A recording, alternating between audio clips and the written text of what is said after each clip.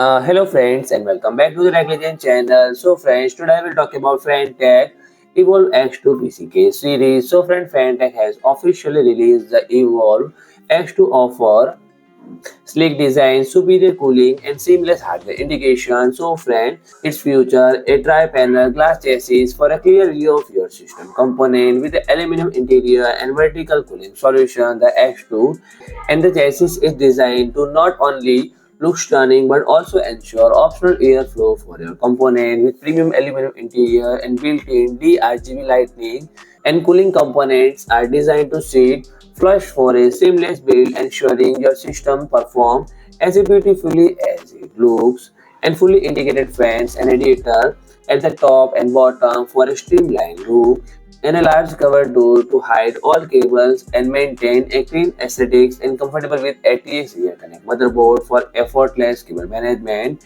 So friend, if you like my video, please do like, share and comment, and don't forget to subscribe my channel and press the bell icon.